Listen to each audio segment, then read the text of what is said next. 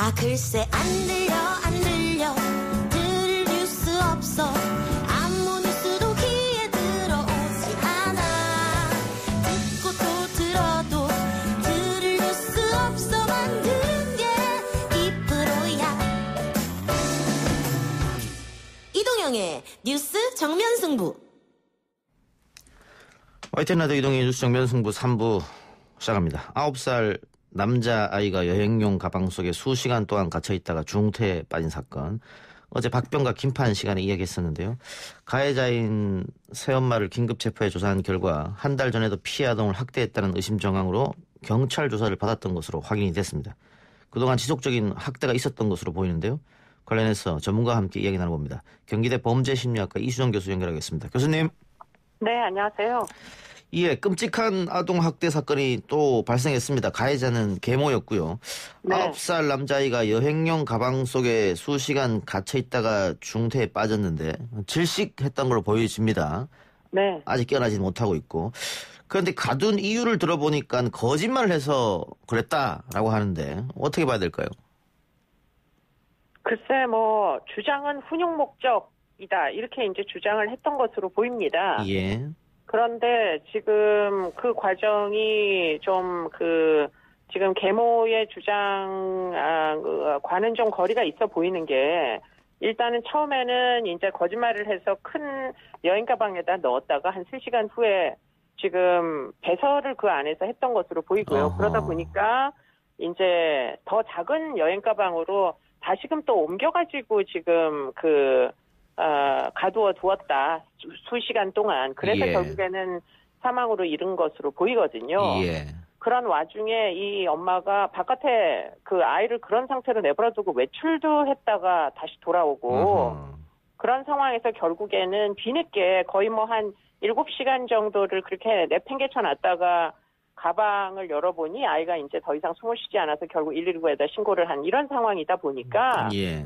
사실은 훈육이라는 게 어느 정도는 아동이 알아들을 수가 있는 상태로 교육을 해야 그게 이제 나름의 효과가 있는 것이잖아요. 예. 그렇기 때문에 지금 계모가 주장하는 그런 훈육 목적에서는 상당히 벗어난 행위로 아주 그야말로 처참한 학대로 보인다라는 게 지금 문제로 보입니다. 예.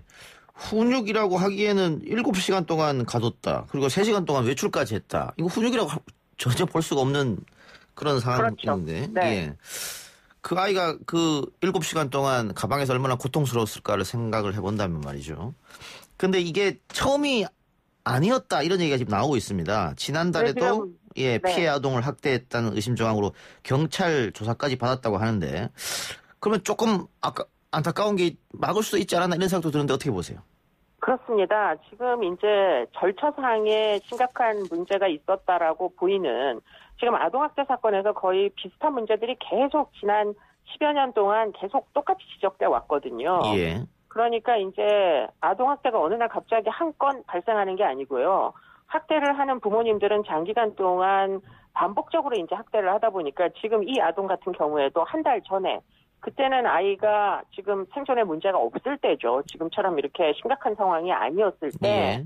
사실은 이제 아마도 그때도 심하게 폭행을 당했던 것으로 보이고 그래서 머리를 다쳐서 결국은 이제 응급실로 아마 이송이 됐던 걸로 보입니다. 예. 그런데 이제 병원에서 학대의 징후가 아이 몸에 멍이 있고 이러니까 학대의 징후가 있다 하여 경찰에다 신고를 했는데 그 당시에 경찰이 적극적으로 개입을 하지 않고 이 이제 케이스를 아동학대 전문 기관 관련 기관으로 이첩을 시킨 것으로 보이거든요. 예.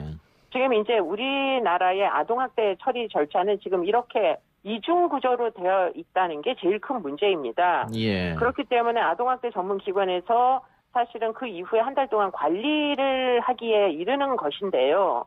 만약에 이 계모의 어떤 폭력적인 습벽을 아동학대 전문 기관에서 적극적으로 개입해서 중단하기 어려운 경우에는 예. 지금처럼 이렇게 재차 폭행, 더 치명적인 폭행이 발생할 수가 있는 겁니다.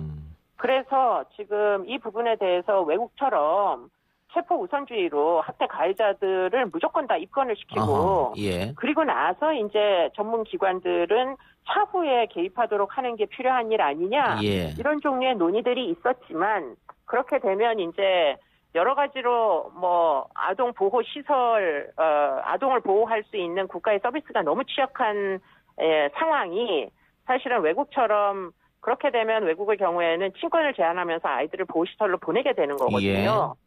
그런데 그렇게 하지 못하는 대한민국에서는 어쩔 수 없이 가정에다 그대로 아이를 아하. 놔두고 학대 가해자와 함께 아동보호 전문 기관에서 학대 가해자들이 재차 가해를 하지 않도록 그 위험 관리를 하도록 하는 것이 현재 우리 시스템입니다. 그러다 예. 보니까 지금 한 달 전에도 아동학대 사건으로 신고가 됐는데 가해자와 분리가 안 된 거죠. 지금 이 피해 아동도. 그랬다가 재차 폭행 피해로 지금 목숨을 잃게 생긴 상황이 전개가 된 겁니다. 외국 사례 방금 말씀해 주셨는데 외국 같으면 이런 아동학대가 일어나면 일단 그 어머니 아동학대를 가해한 가해자와 아이를 떼어놓습니까? 분리가 우선입니다. 아하. 네. 근데 우리는 어떤 사회 전반적 시스템이 미비하기 때문에 이런 일이 벌어졌다. 그런데 원영이 사건 이후에 재발 방지 이야기가 많이 나왔음에도 불구하고 뭐 바뀐 게 별로 없네요, 그러면? 바꾼 게 있다면 뭐 양형은 현저히 높여가지고 예. 지금 아동학대로 지금 뭐 이렇게 해서 치사에 이르게 되면 무기징역까지 줄 수 있게 뭐 여러 가지로 처벌 수위는 굉장히 높였거든요. 예.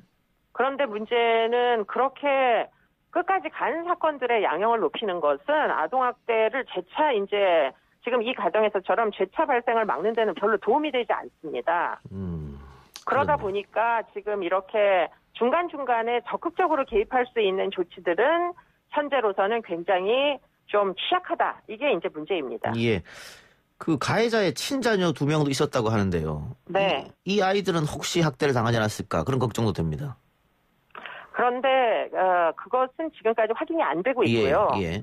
근데 이제 이런 가정, 예컨대 한쪽은 친부모고 한쪽은 친부고 이제 다른 한쪽은 계모이고 예. 이런 가정들에서 뭐 바뀌었더라도 주 학대 가해자가 본인의 친자보다는 의붓자식을 훨씬 더 학대를 많이 합니다. 예.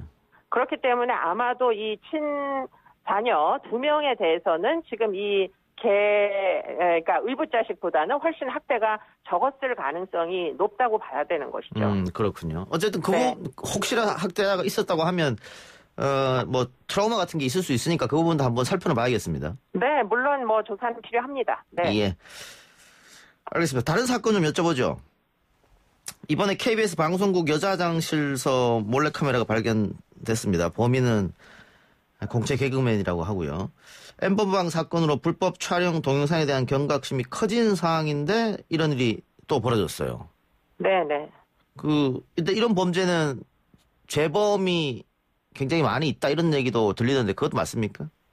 네, 뭐 워낙에 이 IT 기기들이 접근성이 뛰어나기 때문에 예. 사실은 한 번 하기 시작하면 그리고 또 발각되기가 어렵다고 생각들을 하잖아요. 예. 그렇기 때문에 지금 처벌 수위는 높아졌지만 사실 발견이 안 되면 되는 거다 이런 이제 어떤 생각들을 갖게 되면은 이 일을 중단하기가 굉장히 어렵다는 거죠. 더군다나 지금 이렇게 화장실 영상물은 이미 이제 그 여러 가지 그 비밀 방에서 채팅방에서 사실은 꽤 뭐 엠번방 뭐 이런 화장실 촬영물들이 그 주로 다루어지는 엠번방 같은 것들도 사실 있다고 알려지고 있거든요.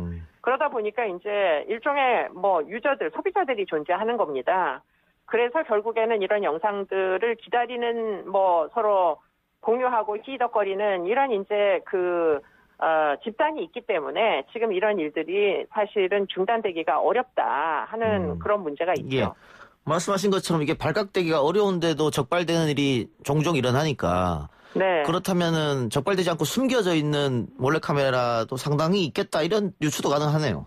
네, 그렇습니다. 그렇기 때문에 지금 이제 엠번방 관련 법률들은 지금 발각이 됐을 때는 처벌을 엄중하게 할 수 있게 법률이 개정이 된 거잖아요. 예.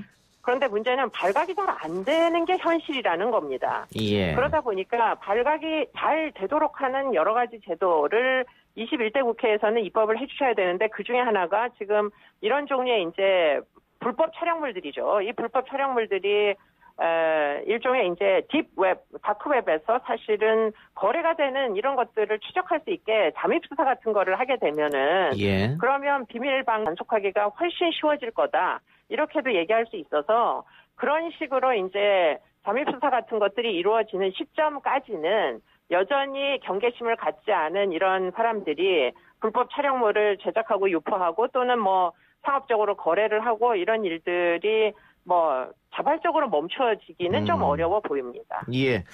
이 N번방 사건 경우 박사방 유료 회원 2명에 대해서 범죄단체 가입죄가 적용이 돼서 구속 송치가 되었는데 네. 그 다른 유료 회원들이 굉장히 많지 않습니까? 그렇습니다. 예, 그 사람들도 강하게 처벌해야 된다 이런 여론이 많은데 실제로 가능하겠습니까? 어떻습니까?